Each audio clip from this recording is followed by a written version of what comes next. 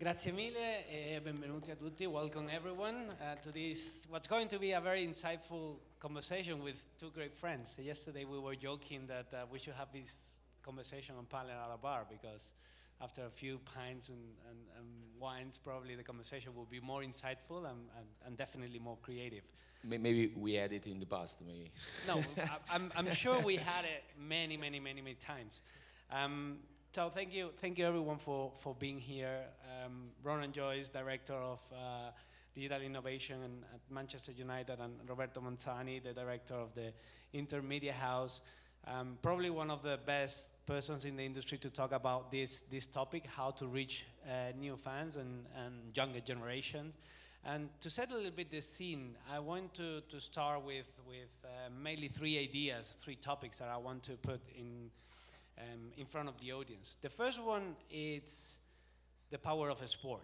And I think in a world where everything is consumed on demand, sports is the only thing that is consumed live. It's the only content that is by appointment, that put people together at a given place in a given time to consume the content live.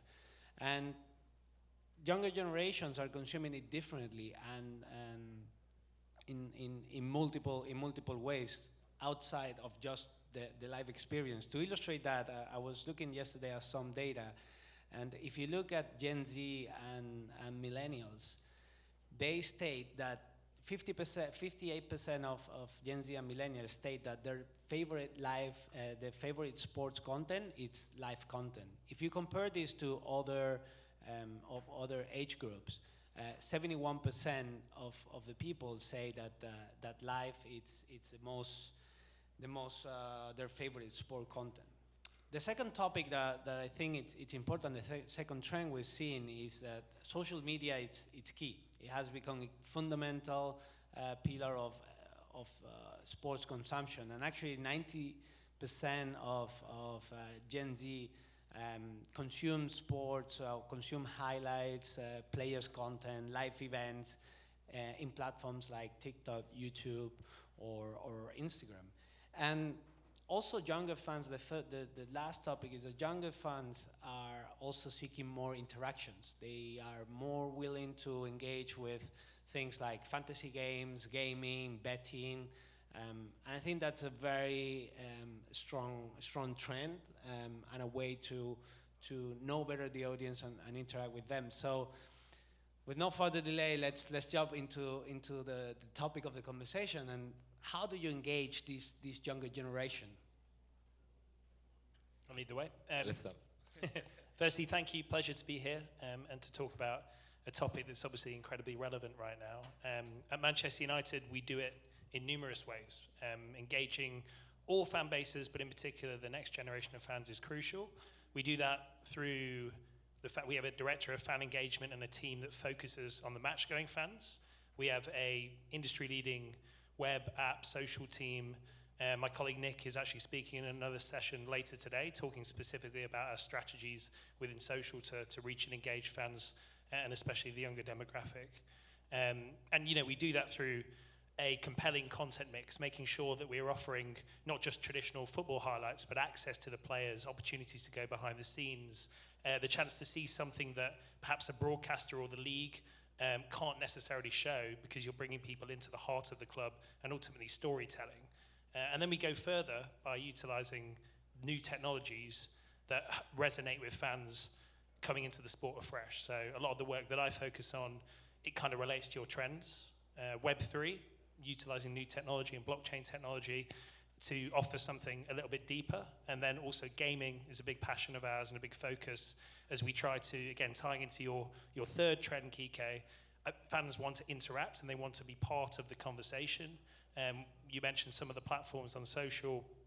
We've been focused on Discord as a new platform where it's community driven and fans have the opportunity to drive the conversation, and we look to support that. So yeah, we engage fans in numerous different ways. It's super important, and I think you've always got to be thinking about the next trend if you're going to make sure that your younger fans in particular stay with the course with you.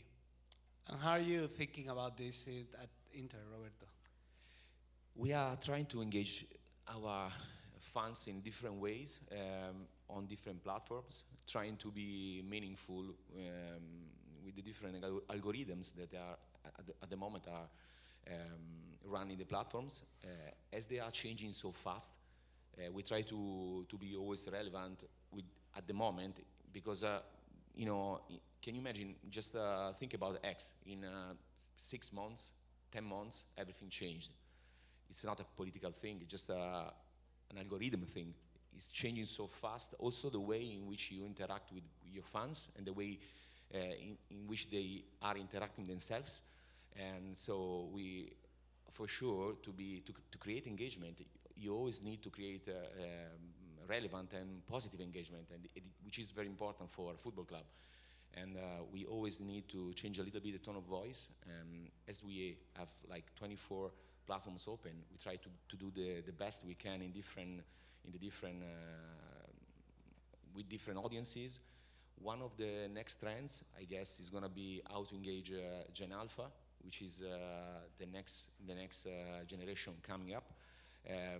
Many of them are sons of millennials, and millennials sometimes maybe it's the first generation that they were just kind of living football or sports in general. Even though I guess Gen Z is a little bit different. I always say Gen Z is very keen on football and sports, even though maybe they don't follow that much television and broadcasting TV programs, because maybe they don't like that kind of interviews and in old-fashioned TV product. And as you said, they just prefer to watch football, even though also from behind the scene, and also to understand what is happening around football. And Gen Alpha is gonna be the next trend, because their parents maybe they don't have a football team. You can engage them. You can tell your story to them. You can be authentic to them. You can convince them to be part of your community, which is one of the main topic for everybody working on a platform, on a social media platform. Otherwise, we don't have any reason to be there as a football club. It's just not a commercial thing. It is also a commercial thing, but the most important is, part of the story. You need to communicate something. You need to be relevant with your brand values. Yeah, I think you touch on 2 points that are very interesting. The first one is that millennial has been probably the first one that have changed a bit the way that we were following, and you see that with things when Cristiano Ronaldo moved from one team to the other, and you see how followers move from one team to the other. So that tells you that the younger generations are maybe following more athletes than teams, and I really like your reflection on how Gen Alpha will engage with the content. And the other topic you said is prioritization. You mentioned how many platforms you have, and I'm sure Manchester United is the same. You mentioned 28? Yeah, 24. 24. How, from a club's perspective, how you prioritize and how you structure your team to serve such a wide number of platforms? We build up a team, which is, part of the team is here, so I want to say hello to them. we build up a team trying to find the best way to, help them to be focused on different platforms. So, I mean, at the beginning of the media house, we thought the best way was to create someone which was very keen on a platform, working on a platform, knowing everything from the platform. So when you realize that the platforms are changing so fast, what you need is to create someone which is very keen on content, and the way in which you can decline content with different rules. And so if the platform is changing, the way in which it's working is changing, faster. And so this is what we did with the guys, and my team. I'm very happy actually with them, because my team is they're very young and always very I guess happy of working on content, and it is also the best way to bring something new every day. Because bringing something new, like after 7 years of a media house, which is the most important problem you have, is to be new, be something different. Otherwise, every year is something we need to raise the level and to raise the bar to understand what can we do. And the best thing is to be authentic, to be happy of your job. Yeah, and I think I'll just briefly add, I think the ability to edit content for the multiple platforms with people who are skilled in that field is crucial. Also making sure that you hire people who are a reflection of the audiences that you have on those platforms, right? Because it's so much easier if someone who consumes that content is talking to the audience that is there consuming the content, if you know what I mean. So yeah, I think you just got to make sure you have that flexibility built into your programs. That's an interesting insight, and I think one topic that it's now a lot of people are talking about, it's how you go direct to consumer, because in the past, I'll say that sports traditionally has transferred the risk and the relationship with the fan always to a third party. If you look 20 years ago, the only contact that fans will have with clubs or will be through TV or through journalists. But today we're going a lot direct to consumer. How are you thinking at Manchester United about your direct to consumer strategy? Yeah, it's really at the fundamental of the heart of what we're looking to do right now. So just to kind of break it down, direct to consumer is going to the fan as opposed to, as Kike said, going through a kind of middle entity. But also if you think about the way football clubs traditionally build revenue, which is crucial obviously to invest in the team and to compete on the playing field, you typically have three buckets in the past. You have the match day experience, including hospitality and ticketing, and all the food and beverage that's purchased and merchandise when there. You have the revenue that comes in from broadcasters, and you have the revenue that comes in from your sponsors. And the fourth area, direct to consumer, is really the way that you can go to your fans directly, and you have the opportunity to control the message, and you have the opportunity to build the lines accordingly. So that encompasses numerous different business lines. It encompasses membership, encompasses e-commerce, encompasses some of the areas I'm focused on with Web3, blockchain technology, and gaming. But when you do that, you also have the opportunity to build up your database and to know more about your fans. And that's when it gets interesting, because the more insight that you have, I'm sure you have this at Inter too, you can then go and target people with special offers. We've just invested in a new e-commerce platform. We have industry-leading technology. We have a database and a CRM team that really knows now so much more than they did in the past about the fans, which then allows you to go further in the direct-to-consumer space. But ultimately, what this is all about is a richer experience for the fan.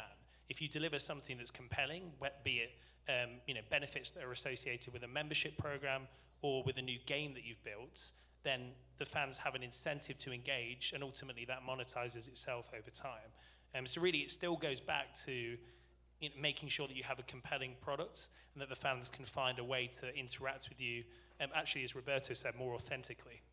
Yeah, I think it's interesting to see that, and from my perspective, and this is just a personal opinion, personalization of the experience is, for fans, is probably the biggest challenge, at the same time the biggest opportunity that the sport industry have today. And what you mentioned about knowing better who your fans are, what they like, and try to personalize the experience to create great products, it's definitely the way to go.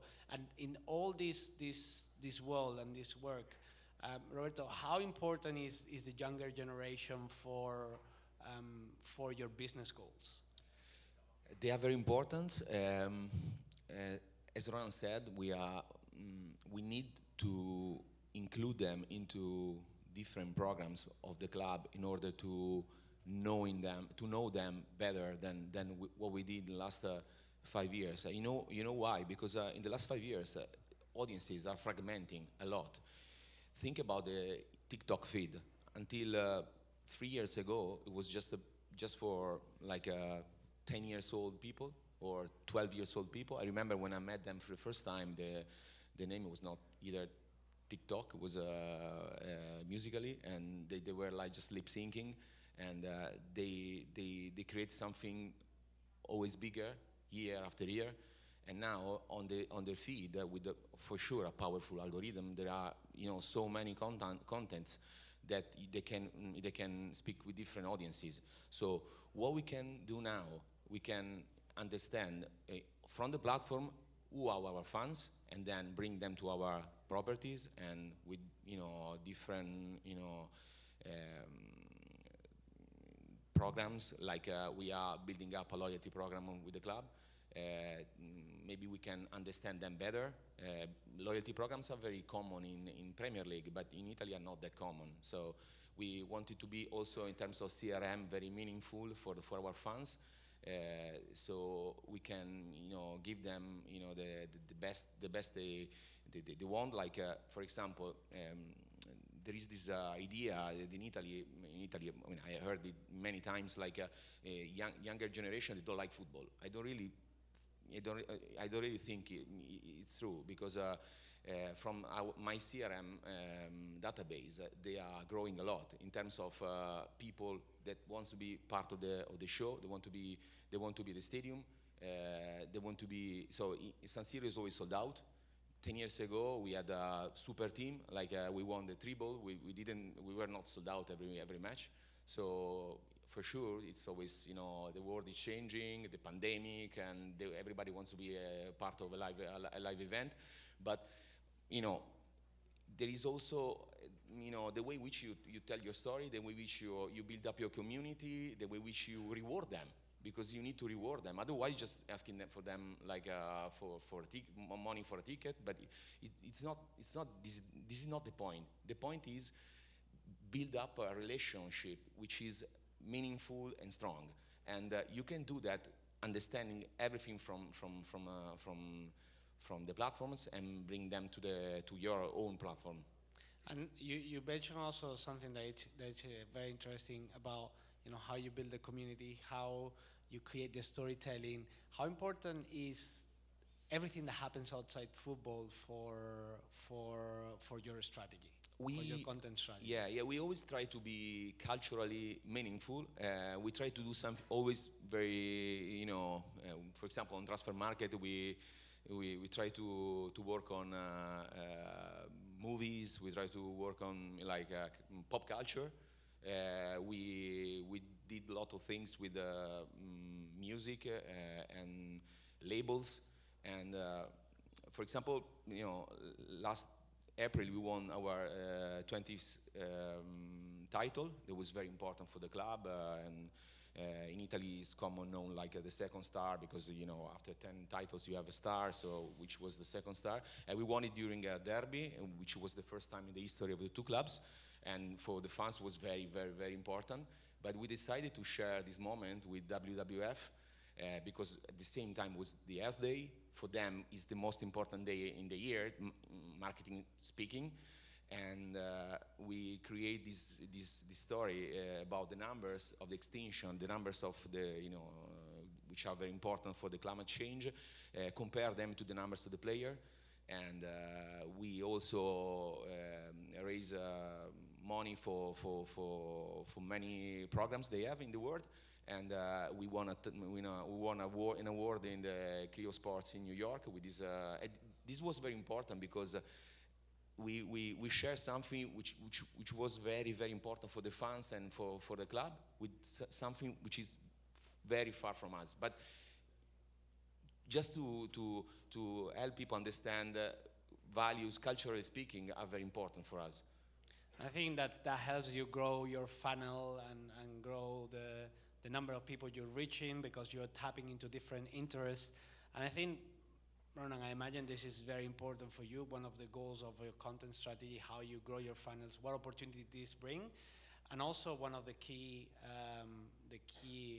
things for your sponsors, and how you're working in this strategy of growing your funnel, and how you're activating your sponsorship to that audience. Yeah, it's crucial. We have a suite of commercial partners at the club who are really central to fueling a lot of our fan engagement strategy. And when we work well with them, we do all of this better. So to give you two examples, our blockchain partner Tezos, we worked with them this season to release player trading cards that live on blockchain. You spend £3, you get a pack of 7, 3 different rarities. You get to fill your kind of traditional sticker book, if you like, and complete your collection. They have real dynamic stats that update in real time throughout the season. When the players score in the match, it literally evolves. It's kind of that kind of moving picture aspect of it, which is great. And then our fans use those to play a new game that we built this season called Fantasy United, which you select a five-a-side team of Manchester United players. You score points when they complete a certain number of passes, certain number of tackles, assists, goals, just Manchester United players. But what that's done has meant, we now have this mini league culture. We have people every week engaging, using Discord, using our other social channels to share their teams and to kind of debate and to have fun, which really, again, going back to how do you engage different types of fans in a new generation, that's something we never had before. Another example is with Adidas. We launched this summer with them on Roblox. We kind of co-built together this shop-in-shop experience within the Adidas outfit creator world. People could purchase Manchester United kits. You could actually get Fred the Red, our mascot, as something you could wear on your shoulder of your avatar character when you run around within Roblox. And for us, that's a new revenue line, but it's not so much the direct revenue that we make, it's the opportunity then to showcase our brand to a platform that is very much, we talk about Gen Alpha, we talk about Gen Z, that's a space that they're operating in and spending huge amounts of hours in. I think it's 2.3 hours on average per player per day on that platform. So that's just two examples. We do lots more with Snapdragon and many of our other partners as well. But I think when a club finds a way, and you have partners that are thinking through the topic of fan engagement and the next generation of engagement, you can build powerful things together. And Roberto, from your perspective, I think Inter has been one of the teams that have worked more on the storytelling and the content. How is branded content for your sponsor? How important it is for your sponsors? I give an example. We were speaking before about transfer market content, which is one of the most engaging part of the year, because it's in the summer where every dream is real. So for every football club, every football club is the same during August. So we build up a strategy the last summer with our former partner, which was Paramount Plus on transfer market content. Of course, they are an OTT, so it's very easy to build up something with them. And this year we did it with Qatar Airways. We moved the content from the screen of an OTT to the infotainment of an airplane. And the idea was to create content connected one to the other, and also of course to promote our the premiumness of Qatar Airways, and also their way to be relevant for the customers with their infotainments, and of course, as I said, the premiumness.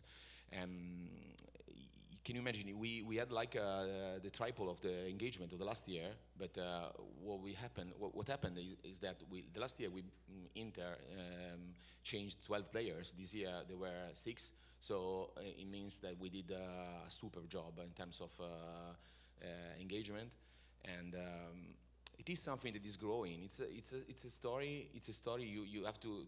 It has to be told. It's a story that we need to tell to our fans every year, trying to be always engaging and to give our partners the best we can. It's happening actually. And to wrap up, I'm gonna ask you questions about what are your goals and objectives, and what trends are you seeing for 2025?